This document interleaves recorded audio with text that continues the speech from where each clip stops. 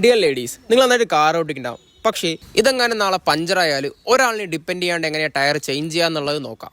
ഇതിനായിട്ട് നിങ്ങൾക്ക് ആദ്യം വേണ്ടത് ഈ കാര്യങ്ങളാണ്: ടയർ, ജാക്കിൻ്റെ ഹുക്ക് ആൻഡ് വീൽ അയക്കാനുള്ള സ്പാനറും.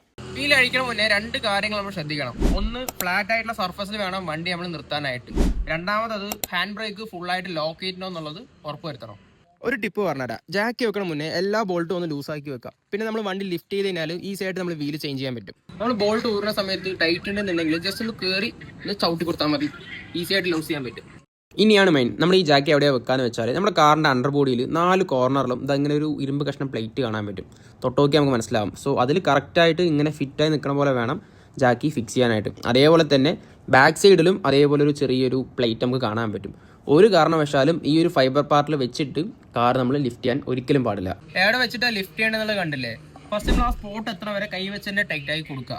അത് കഴിഞ്ഞിട്ട് ജസ്റ്റ് ഒന്ന് ടൈറ്റ് ആയ ശേഷം ബോൾട്ട് ഊരിയ സ്പാനറും ഈ റോഡും കണക്ട് ചെയ്തിട്ട് ജാക്കിനെ ക്ലോക്ക് വൈസിൽ റൊട്ടേറ്റ് ചെയ്താൽ വണ്ടി സുഖമായിട്ട് ലിഫ്റ്റ് ഉണ്ടാവും. ഈസി. ടയർ ഫുള്ളായിട്ട് ലിഫ്റ്റ് ചെയ്തിട്ടുണ്ട്. യൂസ് ചെയ്തിട്ടുള്ള ബാക്കിയുള്ള ബോൾട്ടും കൂടി റിമൂവ് ചെയ്തിട്ട് സ്പെയർ വീൽ തിരിച്ചു കെട്ടുക, ബോൾട്ട് ടൈറ്റ് ആക്കുക. അത്രേ ഉള്ളൂ, സിമ്പിൾ. ലേഡീസിന് മാത്രമല്ല, ചെക്കന്മാർക്ക് ഇതേ മെത്തേഡ് തന്നെയാണ് ചെയ്യാനുള്ളത്. കാർ ഓടിക്കാൻ എല്ലാവർക്കും ഇത് അറിയണമെന്നില്ല. അപ്പോൾ അറിയാത്ത നിങ്ങളുടെ ഫ്രണ്ട്സിന് ഇത് സെൻഡ് ചെയ്ത് കൊടുക്കുക. Bye bye.